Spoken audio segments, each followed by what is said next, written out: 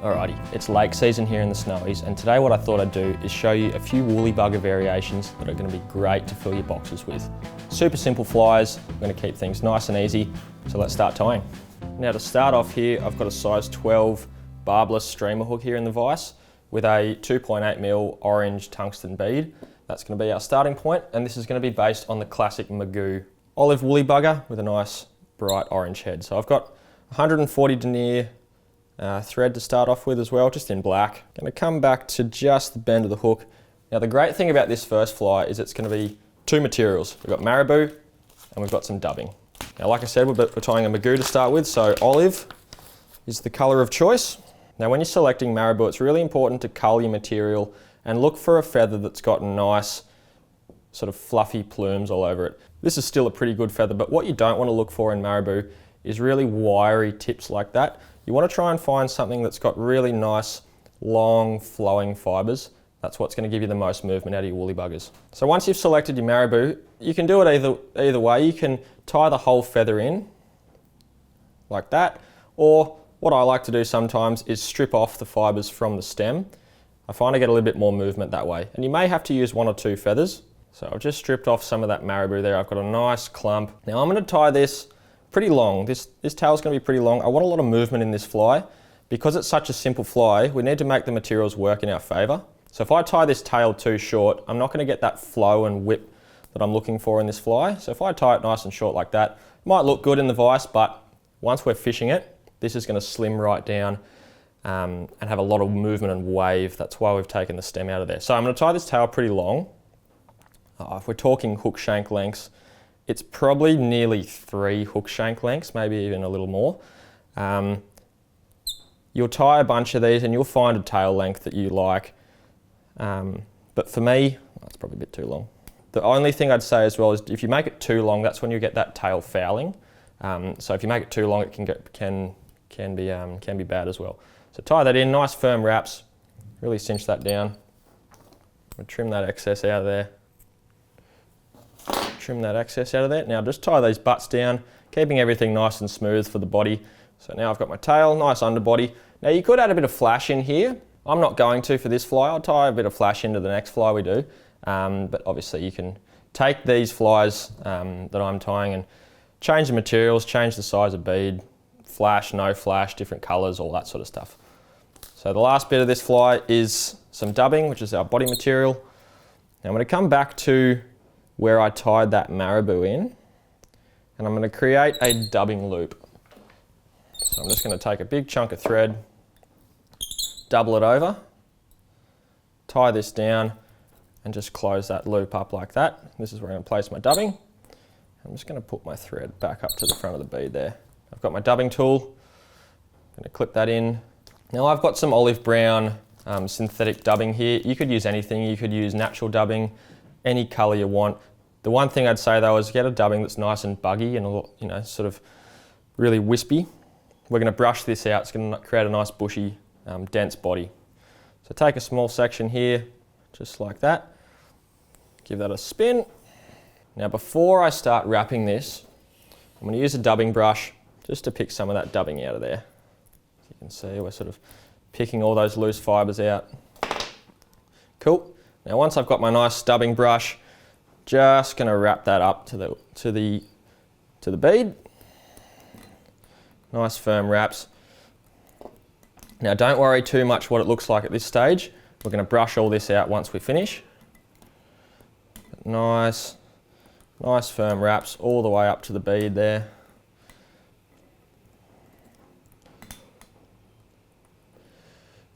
Cool. Once I'm at the front there, tie it off. 2 or 3 firm wraps. Couple more turns to secure that bead down nicely and lock in that dubbing. Cool, and that's it. That's the first fly, basically done. Last thing, obviously, whip finish. 2, 3. I always do 2 whip finishes on my flies, just out of habit. Keep it nice and strong. Oop. Break the thread in that case, but just snip it out of there. And that's it. So I'm going to take my dubbing brush again and just pick that body out. Again, we're looking for a lot of movement in these flies. So if we can create a nice long flowing body, that's going to again blend into that tail nicely and create a lot of movement. Last thing I'll do here is just a little bit of head cement. Just a bit of head cement on those thread wraps. Keep things nice and strong. So that's our first fly. That's the McGoo. Super simple fly, really effective on the lakes. I really like this as a dropper fly if I'm fishing 2 streamers on the one rig, especially with that hot orange bead, absolutely deadly. So that's our first fly. The second fly we're going to tie is very similar to the McGoo, slightly different colour, and we're just going to do a different style of body. Instead of using that dubbing loop, we're going to use some chenille and create a little bit more flash in this fly. Same hook. I'm just going to use a different bead now. Instead of that 2.8mm bead, I'm going to go up to a 4mm bead, nice and heavy. If that McGoo that we tied before, like I said, is going to be our dropper fly in a 2-fly rig, this style of fly can be used as my point fly. Very similar fly, just got a little bit bigger tungsten bead in there. So we're going to start this fly again, exactly the same as before. Now I'm going to tie this fly in white. You can tie this in olive like before, you can tie it in black, tan, whatever you want. Brown. Great thing about these flies, and the reason I like this style of fly, is it's very easy to change it up in terms of colour, and because it's that simple, you can tie as many as you want. Fill the box nice and quickly. A good technique you can do as well if you want to match your tail length with these woolly buggers is take a fly that you've tied previously, like the McGoo, lay it up there, then it gives you a good gauge of how long to tie your tail in. Nice firm wraps. You can use a pinch wrap too here if you want, to keep that tail nice and central on top of the hook. The name of the game here is to be nice and firm. You don't want loose wraps and then your fly just comes up hard after 3 casts. Not fun at all. Now before we tie that body material in, this is a slotted bead, and what I'm going to do is just use that thread and build up a thread dam in front of the bead just to sort of orient that bead the right way so it's not flying all over the place. Now I'm not going to tie any flash into the tail of this fly. The reason for that is I'm going to use this chenille that's got a lot of flash already built in, and that's going to be plenty for this fly. Now a good tip with tying in chenille bodies in your woolly buggers is I like to leave that material on the card. It saves you having to, it might be a little bit easier to cut a section off and then wrap, but then you end up wasting a bit of material. So I just leave it on the card and wrap the whole thing. A chenille is basically synthetic fibres wrapped around a cord. So that cord's running down the middle. We want to make sure when we're tying this in, we tie that rope in. You can see that bit of rope there. So we tie that in, that's going to give us the most strength. We don't want to tie in the little wispy fibres, they're just going to pull straight out. And again, really firm, all the way back to where we started, the base of the tail. Now, we're going to start wrapping this chenille, again on the card. This chenille that I've got, you can use whatever you want. This is some Fulling Mill stuff with a nice amount of flash in there. It's one-sided, so it's you can see how the fibres are sticking off the one side there. I want to make sure they're facing rearward. So this first wrap I want it to be oriented so it's facing towards that tail. Now I'm going to give this one wrap right at the base of the tail, so that's one completed wrap. Before I go any further, I'm just going to grab the base of the tail and give that a good pull.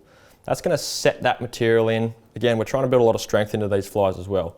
Once we've set that chenille in, we're going to keep going forward, palmering this back.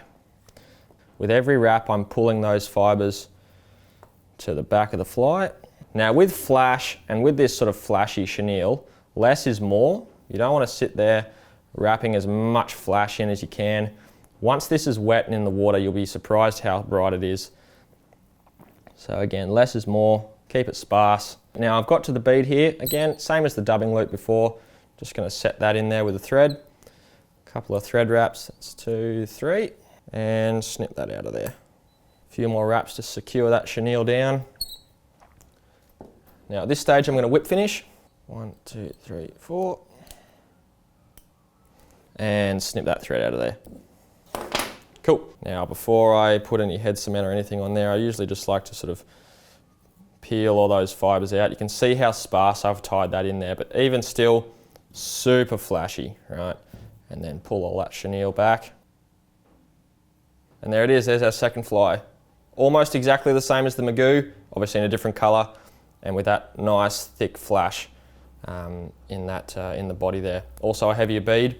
And again, with one technique, we've got two different flies there. And you can see how much that chenille adds a heap of bulk. That's why I say less is more. That's a really thick body compared to the slim McGoo that we've just tied previously. So that's another style of woolly bugger to add into your kit. Okay, the last fly we're going to tie today is based on the classic thin mint. Now the great thing about the thin mint is it's got 3 different colours of marabou in the tail. Looks really natural underwater. Almost looks like not really a rainbow trout, but especially because of that dark back that it's got, it kind of reminds me of a rainbow trout. Either way, it's a great fly to have. Now, like I said, we've got 3 different colours of marabou in this fly. We've got olive, we've got brown, and we've also got black. So it's a really great multicolored tail. When it's wet, it looks unreal. We're going to tie this the same way we've tied all our flies today. I've got my first stack of olive. Next up, I've pulled a section of brown marabou here that's going to go on top. And we're going to lay this the exact same length as our olive that's underneath, and giving that a nice couple of wraps into the back there. And we want to keep all these wraps at the tail one on top of another. We don't want to keep wandering back and forth. We want this tail to be set right at the bend. Now the last stack of marabou I've pulled is black. Again, pulling it off the stem, stacking it up there. You can see now why it kind of reminds me of a rainbow trout colour with the dark back, olive beneath it, and when it's wet it looks unreal. I love this fly. Now I'm going to clip all those tags off. Now I've got a few more materials in the body of this fly, so it's important to keep that underbody nice and smooth. And you can see that tail stack there looks really nice with that brown beneath, the black and the olive. Awesome colour to have in the box. Before we go on to our body like previous, I'm going to tie a bit of wire in. This is just small copper wire. You can use gold, you can use black, you can use red, you can use whatever you want. I'm going to tie this wire in on the body like that. And I'm actually see this little tag. I'm going to fold that and double it over that way and then tie that back. That way there's not a chance that wire is going to pull free. I'm also, which is different to the last couple of flies, I'm going to tie a bit of flash into this. So I've just got some really small flashabou. You can use crystal flash here as well, it's up to you. I've got 2 strands I'm going to tie alongside sort of the lateral line of the tail, I suppose you'd call it. So I'm just going to tie that on my side to begin with. So that's one side. Then I'm going to fold this over, double it over, and then tie it on your side there. So just doubling that over and tying that down. Then I'm just going to clip that to just a fraction past the tail, just a little bit beyond. And that's just going to sit that back there nicely. Alongside the wire that we've got in there, I'm going to tie another strand of this flashabou into the body. Well, I'm going to tie it in now. I'm going to wrap it into the body in a minute. So I'm just going to tie one more strand of flash, a long strand hanging back there. Now for our body material, you could use synthetic, but today I'm going to use some peacock herl. I'm going to take 3 or 4 strands of that. So there I've got 4 strands of peacock herl. I'm just going to align them at the tips, then just grab them and snip, or just pull about an inch off the tip. Those tips of peacock herl are real brittle. So I'm just going to take them out of there. I'm going to tie this peacock herl in by the tips, again, at the back of the fly, starting at the base of the tail, all the way back to there. Like before, I'm going to be able to thread dam up behind that bead just to lock that in place. Now, I'm going to take our 4 strands of peacock herl, drag them up together and begin wrapping. Peacock herl is a really delicate material as well. So just be careful when wrapping here. Keep all the strands nicely together. Wrap all that peacock herl up to the bead. Tie that off with a couple of thread wraps. Clip that peacock herl out of there. That's our body done. Now the body of this thin mint is more akin to the traditional woolly bugger, where you've got a body with hackle as well. So I'm going to use a bit of hackle on this. This is just a cheap neck hackle in a brown. I really like the markings on this where it's got brown tips with a dark center. It's not the highest quality hackle, but for woolly buggers you don't really need the highest quality, dry fly hackle. I'm just going to pull these base fibers back and strip off all this fuzzy rubbish at the base, leaving all this long, almost webby material here is really good to use. Now at the base of the feather there, I'm going to tie that at the back edge of the bead. Now, we're going to wrap this hackle backwards and then catch it with our wire that we've tied in at the back. What I want to do though is get one complete turn right at the back edge of the bead there.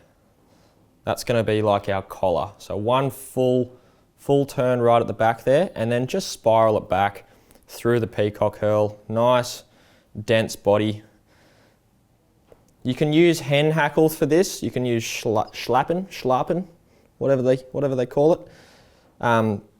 This is just neck hackle. I like the neck hackle on this because it's got a little bit more shine to it.